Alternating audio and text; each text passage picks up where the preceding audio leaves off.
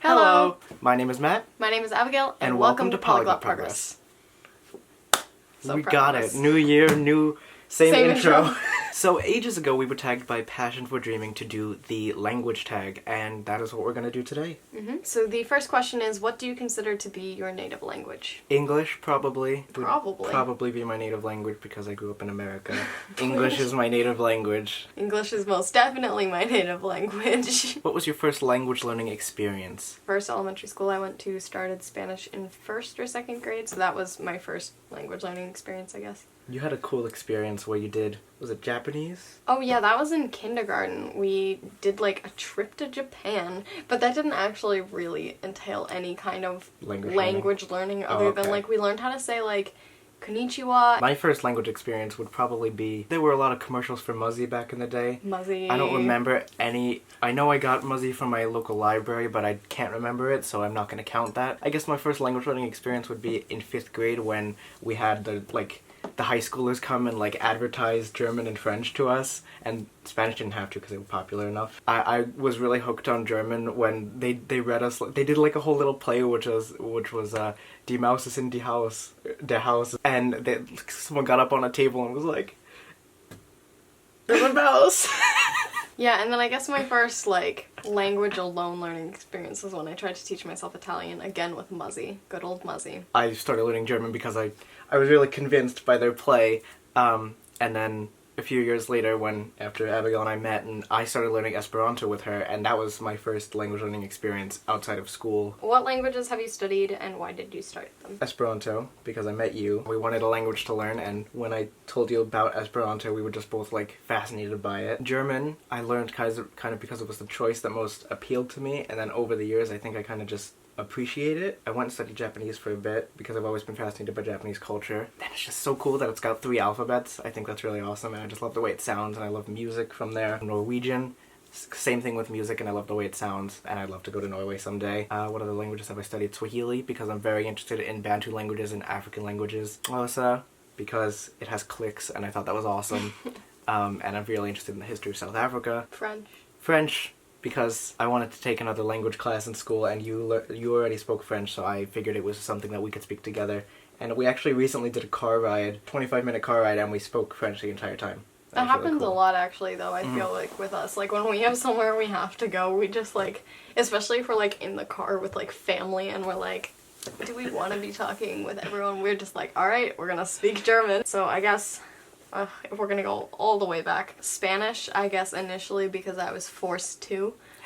French was when I was going into 8th grade. We were given the choice between I guess I studied Mandarin for a little too, in middle school. And that was because I was forced again, and ended up going with French because the 8th graders that took French got to go to Quebec. So I took French because I wanted to go to Canada. I'm not gonna lie, that's why I did it. Then I guess I stuck with it going into high school and stuff. I just really liked the language, and it's still like my favorite language, so I'm glad that I did pick French. But initially my reasoning was just to go to Canada. What else have I studied? Esperanto. Oh man, I've studied others actually. Yeah. Swedish was because I had a friend that spoke Swedish, and so I was learning that. And then I kind of like just fizzled out with my Swedish learning and was wanting to learn another languages outside of school. And so that's when I was kind of looking around, and Matt, I was talking to him, and he was like, let's learn something together. And eventually we came to Esperanto, so that's how I started doing that. German, I started learning because Matt liked German so much that I was like, I'm gonna learn German, so that I could talk to him in German and stuff and kind of understand what he was saying and that kind of thing. What else? There's something, Bulgarian. Yep. I've just kind of always been fascinated with that language. I don't know where it started, but it's been one of those things that like since middle school I was like, want to learn it. So finally did that. Italian, I learned when I was younger. I have no idea why I started learning that one. Somehow young me had an interest in it. Learned American Sign Language for a little while in middle school as well.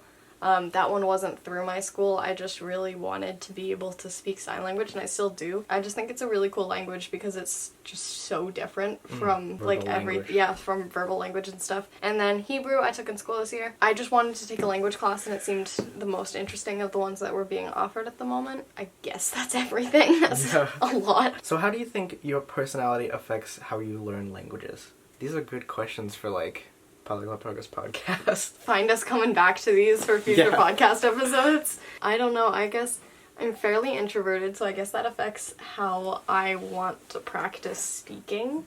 Yeah, I relate to that. I guess personality-wise, I really like reading. And so I find that one of my main goals with language learning is actually being able to read. Like, a lot of people put a really big focus on being able to speak a language, but I feel like that's not my number one priority, actually, just because I do think that the way that I'd be using languages most often would be reading, so I guess that kind of affects it somewhat. I'm very similar in that I'm very introverted. I'm not one to go out there on a street and start speaking with people. My family, if we're with someone and, like, my family knows they speak French, they'll be like, oh, say something in French to that man. And I'll be like, guys, don't do this to me. Or, like, we do this thing where we'll be walking in New York City a lot, and we'll hear people speaking a language, and we'll kind of just, like, listen in on their conversation and, like, try to figure out what language it is. But, like, I would never have the nerve to, like, speak to them unless they, like, saw that I was eavesdropping and were like, what you doing? But so, yeah, I'm very introverted, and that means I'm more indoors a lot, very, like, more of a personal person, I guess, and so a lot of things I do are very more lonesome, in that reading is a thing, so, like, yeah, I put a big emphasis on reading, but then again, I do a big emphasis on speaking because I like to sing along with a lot of songs. Like, I listen to Japanese songs in the shower, and even though I don't know what it means, because I speak very little, I know the word for rain, maybe. I just enjoy it, and I get a lot of fun out of that, and, like, Norwegian, it's a big thing with that, because I love Norwegian music. So yeah. Do you prefer learning languages in a class or individually? Individually. Matt's got that there. I have a lot. I didn't think I had so much against classroom learning until I took 2 languages in school this year. And I love one of my teachers. They teach very, very well, and one of my teachers is an advisor for this whole project, so I can't say who. Okay. But I very much think that individually, language learning is so much based on personal motivation and, like, just being in a group with friends, and just, I don't think classrooms get it right a lot of the time. I think if you have a teacher that's so motivated and loves a language and it's their life, you're so lucky, because so many out there are unfortunate, and it gives language learning such a negative connotation. Yeah, we made a podcast about this a little while ago, and I went back and forth the entire podcast, and when I went in, I thought I had a clear stance. And then I came out, literally, you get to the end of the podcast, and it's me, like, I don't know! Like, literally me, like, having a, like, crisis, like, not knowing which I actually think. And then I was like, I'm gonna see after taking a semester of language in college. And how do you feel? And I feel like that only made me more confused. Yeah. I had a really bad experience this past semester with language class. Really bad. I think everyone who's seen your Hebrew videos knows it was a bad experience. Yeah, I was gonna do them, like, every few weeks, and then I was like, no. Yeah. I need to actually do a wrap-up of that, but I really still don't have much I can say other than I didn't like it. I still like how you went in for your final after, like, I helped her study the night before for her final, and she goes in and she's like, I forgot the word for lawyer, and I was like, Matt knew the word for lawyer then, and no, it was for guest. That's how that went. No, yeah, I've had a really mixed thing, and I've also heard people say that typically romance language classes go more the way I'd like them to, where it's full-on immersion.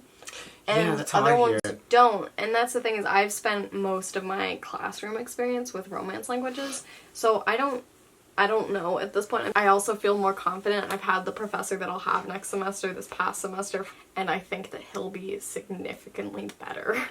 I trust him way more as a professor. Really cares about the language, so I trust that way more. I think language learning, it's, like I was saying before, it's very personal. Trusting someone to impart on you all the knowledge of a language it's a very intimate thing. Well, I read something at some point that I feel like is kind of correct, but not fully, and it was like, a language teacher can't actually teach you a language, they can only, like, inspire you to do it on your own.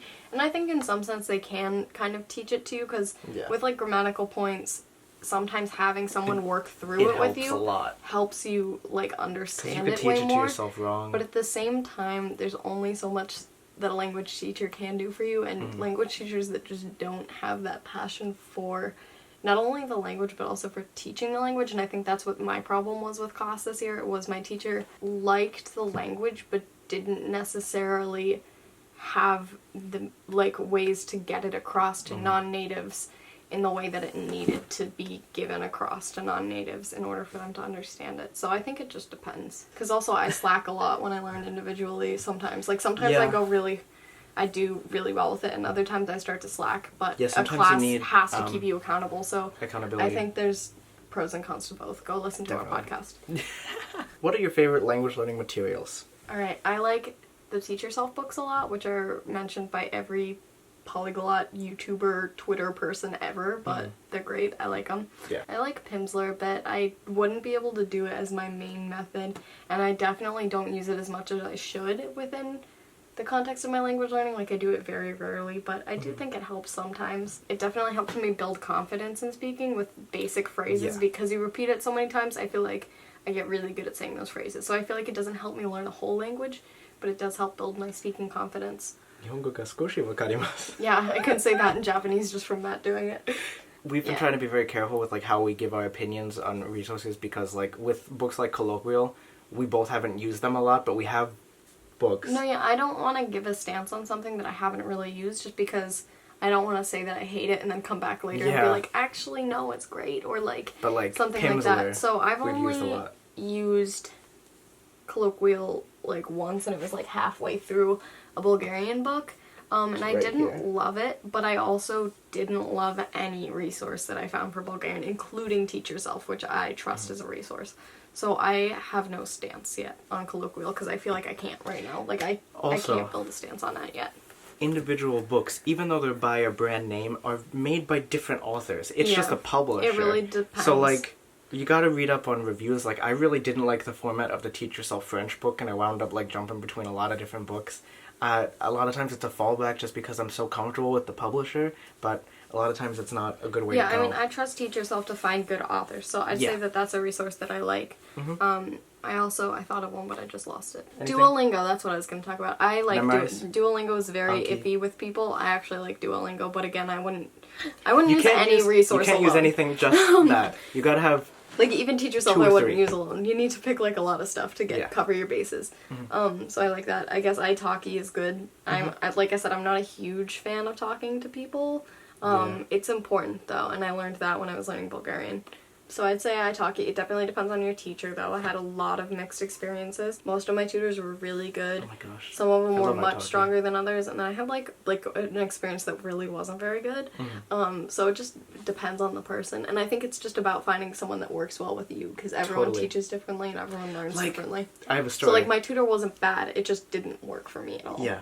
I had a French tutor from Martinique, and I thought, oh, this is cool, you know, first French tutor. It was like right in the beginning of Ad 1, and I joined the call, and I told him in like my message, like, I don't speak a lot of French, but I'll try. Like, when I say I don't speak a lot, I mean like basics. And he wanted me to like speak the entire time in French. And I mean, part of that I appreciated, but you get like this like dizziness kind of when someone's just speaking at you and you can't comprehend it, or at least I get this. And I was just like, I was now feeling out of it, and I was uncomfortable. And just like, he was a great guy, and he was like, you know, next time we'll try this, and I was just like, I'm sorry, that's not a next time. And then I had someone else who like created vocab lists based on what interests me, and I was like, I love you, you're awesome, and yeah, it was awesome. Duolingo is such a great resource because it's so friendly, and like, you got that like nice competitiveness built into it. I just wish more languages were available on it. Me too. But I love it as a quick refresher. I love it too. Like, people, and Memrise is great. I wish it was kind of quicker, though. Because you couldn't learn something completely on there, but I don't want to use it to learn a language completely. Like, I love it when I haven't had time to do a language in like 3 months, and I'm settling into bed, and I'm just playing Duolingo on my phone, refreshing my German skills or whatever. Like, I like it for that. Yeah, definitely. How much time do you spend actively learning per day/week? Okay. I've been a very stressed person as of late. Actually, you can get this, though, because you take 2 classes I take 2 language classes at school. So I actually spend at least an hour and a half each day learning German and French. I wouldn't count it as learning, though, because, oh, man. I have a problem with some language classes. Other than that, how much time do you spend? I haven't been able to spend a lot of time outside, and I feel so guilty about it because we get comments on some languages that are so dormant for me, like Swahili, and I feel so bad because people love that like week of Swahili that I did, and I'm like, I haven't had a weekend to put towards another language. But like when the summer comes and when I have free time, and like next year in college, I think I'll have a lot more time to be myself and whatnot. And so even languages like like Norwegian, I don't get to study a lot, and it's because I love that language. And like I was just showing you something before on like some Swahili website, and you were like, you love this. Why aren't you doing this? Yeah.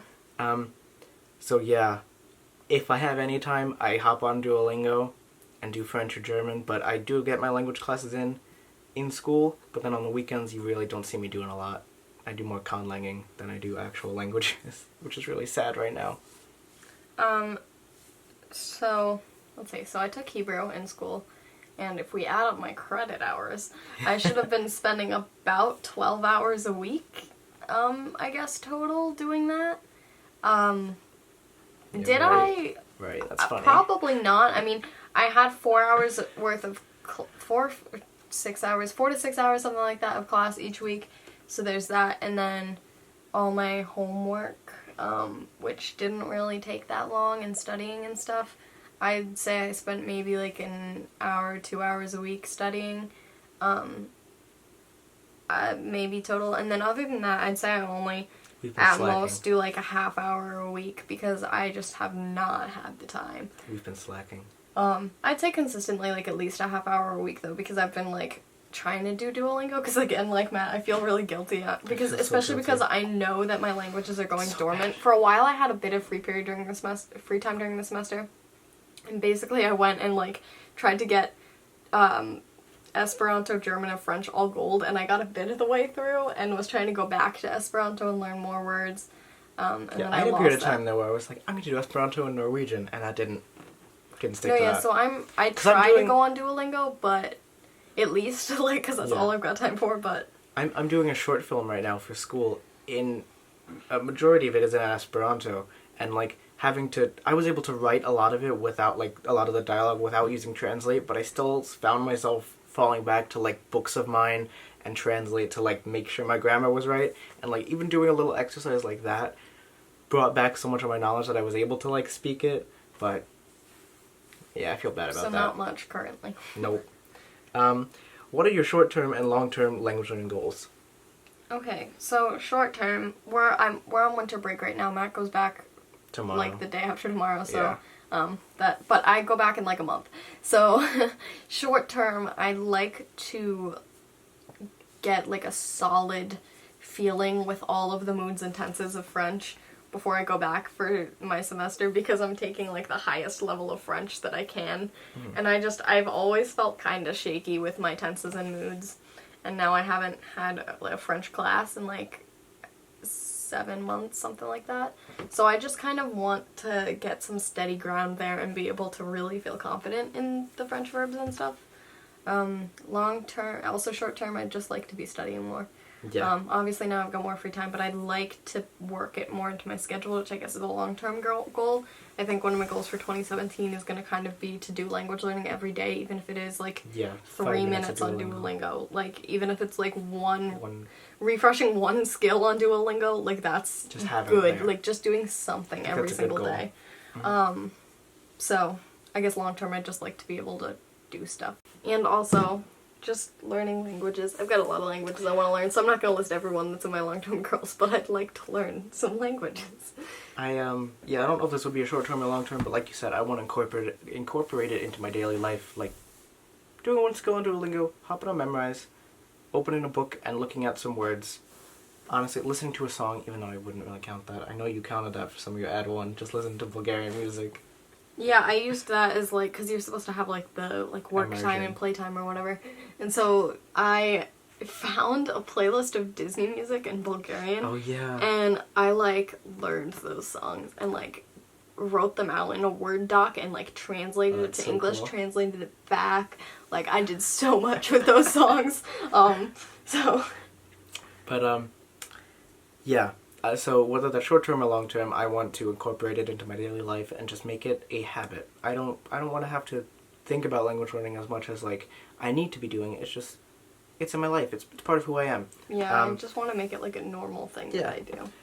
But also, I want to give myself a lot more room to just play around with language, because I think I find myself thinking that I should be, like, sticking to one, and while I do think that's important to, like, make sure you make progress, I want to kind of just jump back and forth and learn a little bit of Russian if I want to today, or, like, give myself some fun time with Swahili. Also, kind of a language learning goal, but not really. I'd really like to get back to polyglot progress. Yeah, we've been very much neglecting We this channel. made our schedule less, and we posted a video about that, and said that we were going to do like one video a week or something like that. But even that hasn't happened because the time I even filmed like 3 polyglot progress videos, and they're sitting on my computer. I have to edit them because I haven't had time this semester. So like, I just like to find a way to do that, and I think I'm gonna pre-record and edit a bunch of videos over this break. But I just love to find a way to do that too, because even if this isn't me learning, I'd like to do more language stuff online. I'd really like to do more language teaching too. Yes. Like with I've had a French verbs. Like I made that present tense video, and I haven't made, I think, a single other one, but I'd like to get through every tense and some other grammar points like gender and like all that kind of thing. But I have this like Google Slides thing that I made ages ago, and I have like 2 lessons on there that I made, and it was just teaching German like from scratch. And it's really hard, I think, when you know a language to try to teach it from scratch, because you're like pulling all these different ideas. And so like props to middle school teachers and whatnot for teaching it. But I'd love to give that a shot again, because I think it'd be cool. Like, I don't know what kind of goal this is, but a goal that I have is to get couple of those videos up at least, like as many as I can, get them ready so that they'll go up before exam season this year, because I know that there's going to be a lot of kids taking final exams and AP exams and IB exams and just all those exams in school, and so I want to get those videos up so that kids that have to take French exams in school can have another thing to look at. Can like watch those videos and hopefully get some help with that. So pray for me. What is your favorite language? Whew. That's a big one. I have to choose one? Yeah. I have to choose one language. A single language. You can pick a close second if you have to. I guess, I mean, it would probably have to be German. I don't know. Because how do you have, as a polyglot, or as a language person in general, how do you have a favorite language? Right? I guess. I mean, I know what my answer is, I think. What's your answer? My answer is French. Okay. Like, I feel like Esperanto sometimes comes to be a close second, but that's mainly because I just love the idea of it. I love the concept of Esperanto. Like, I like why it exists and how it exists. What the people that still learn it now, like how they're carrying on that version of like a world language kind of thing, even if they don't want it in the same context kind of thing. Like, I just like that. I like that there's Esperanto meetups. I like that there's a culture without it being actually part of a country. I think it's and so then cool. French, maybe it's just because I've like learned it for so long. I don't know, like it's got that like kind of home feeling and stuff. That's the thing. It's like I just love the sound of French. I love when I start thinking in French and I'm like, I love like listening to and reading French. Like that's just my favorite language. I know what you're saying with Esperanto. I totally love it. I mean, I think I would have to choose Norway. I think I would have to choose Norwegian as a close second, just because that language, like you said, it feels like a hot cup of hot chocolate to me. Feels like winter, and just like being inside on a nice winter's day and cuddling up and watching a movie. Like that's what Norwegian feels like to me. It would have to come second to German just because of my knowledge of it. It's much less, but I do find myself thinking it every now and then. But definitely German, just because it feels like home. Yeah, and I mean I just love like French, how like everything like connects together, like flows, and it just sounds so beautiful. It's really pretty. And like the spelling, even though it's absurd, and like just French. So, what is the next language you want to learn? Oh, no. I asked you this earlier. Oh, no. So I guess I need to review my French. I don't know if that counts. Alright, we're gonna make me do the hard one. Yeah. So it's torn currently, and it's always been torn between this for the past, 3 years. Between Arabic, Japanese, and American Sign Language.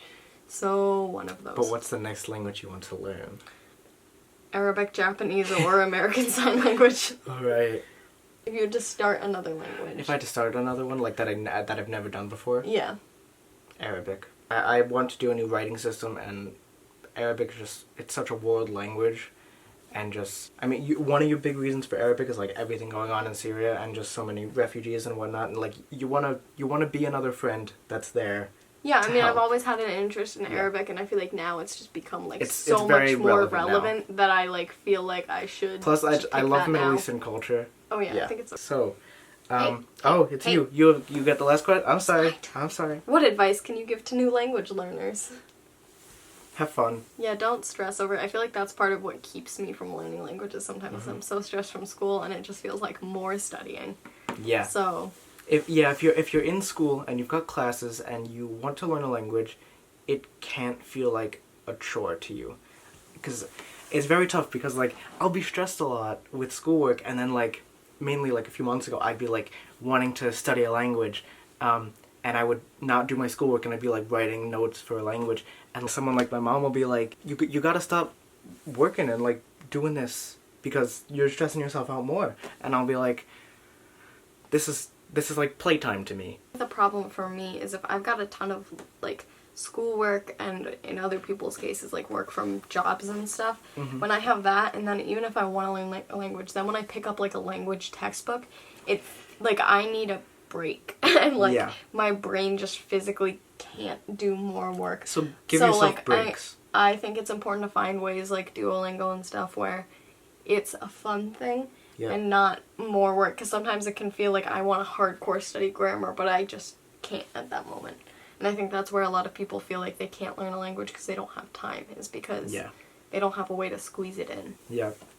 Yeah, definitely. Oh man, my battery's gonna die. So we should probably get going. Thank you very much for watching. Thank you, Passion for Dreaming, for tagging us. We have to tag some people. Look in the description to see your tags. We're gonna tag the people in the description. Ooh, we gotta think about that. I'm sorry. So yeah, hopefully you'll see more of us in I think 2017. You will. I think you will. I think you will too, because I think we're gonna try and get some things ready when we have free time, and then slowly release them when we don't have time. Yeah, that's a good idea. Yeah. Just hopefully you'll see more of us. All right. Thank How you very about much you for pick, watching. We'll put the questions from this tag in the description. Pick one of the questions and tell us your answer. Oh, that's a good idea. We look forward to your responses. And we will see you soon. Bye, guys. Practice makes progress. I did your thing. Bye.